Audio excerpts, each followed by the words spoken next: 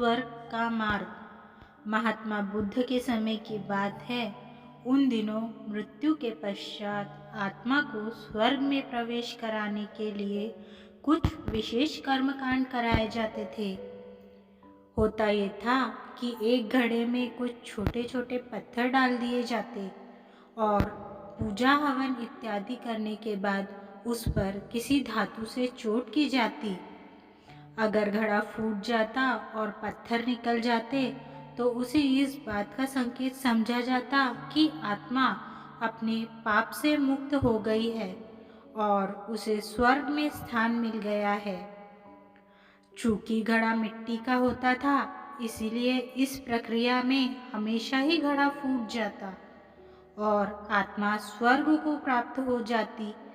और ऐसा कराने के बदले में पंडित खूब दान दक्षिणा लेते। अपने पिता की मृत्यु के बाद एक युवक ने सोचा, क्यों ना आत्मा शुद्धि के लिए महात्मा बुद्ध की मदद ली जाए। वे अवश्य ही आत्मा को स्वर्ग दिलाने का कोई और बेहतर और निश्चित रास्ता जानते होंगे। इसी सोच के साथ वह महात्मा बुद्ध के समक्ष पहुंचा। हे महात्मन, मेरे पिताजी नहीं रहे। कृपया आप कोई ऐसा उपाय बताएं कि यह सुनिश्चित हो सके कि उनकी आत्मा को स्वर्ग में ही स्थान मिले। युवक बोला। बुद्ध बोले, ठीक है, जैसा मैं कहता हूँ वैसा करना। तुम उन पंडितों से 2 घड़े लेकर आना, एक में पत्थर और दूसरे में घी भर देना। दोनों घड़ों को नदी पर लेकर जाना और उन्हें इतना डुबोना कि बस उनका ऊपरी भाग ही दिखे। उसके बाद पंडितों ने जो मंत्र तुम्हें सिखाए हैं उन्हें जोर जोर से बोलना और अंत में धातु से बनी हथौड़ी से उन पर नीचे से चोट करना। और ये सब करने के बाद मुझे बताना कि क्या देखा। युवक बहुत खुश था। उसे लगा कि बुद्ध द्वारा बताई गई इस प्रक्रिया से निश्चित ही उसके पिता के सब पाप कट जाएंगे और उनकी आत्मा को स्वर्ग की प्राप्ति होगी। अगले दिन युवक ने ठीक वैसा ही किया और सब करने के बाद वह बुद्ध के समक्ष उपस्थित हुआ। आओ पुत्र, बताओ तुमने क्या देखा? बुद्ध ने पूछा। युवक बोला, मैंने आपके कहे अनुसार पत्थर और घी से भरे घड़ों को पानी में डालकर चोट की। जैसे ही मैंने पत्थर वाले घड़े पर प्रहार किया, घड़ा टूट गया और पत्थर पानी में डूब गए।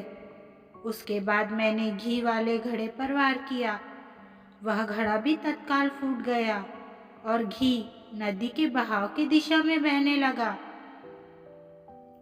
बुद्ध बोले, ठीक है, अब जाओ और उन पंडितों से कहो कि कोई ऐसी पूजा, यज्ञ इत्यादि करे कि वे पत्थर पानी के ऊपर तैरने लगे और घी नदी की सतह पर जम जाए।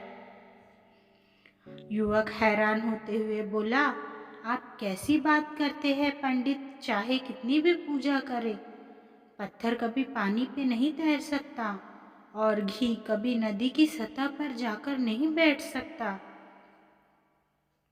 बुद्ध बोले, बिल्कुल सही, और ठीक ऐसा ही तुम्हारे पिताजी के साथ है।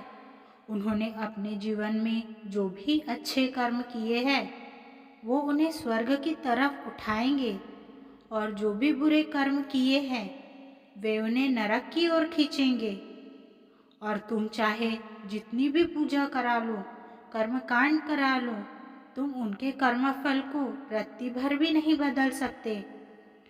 युवक बुद्ध की बात समझ चुका था कि मृत्यु के पश्चात स्वर्ग जाने का सिर्फ एक ही मार्ग है और वो है जीवित रहते हुए अच्छे कर्म करना।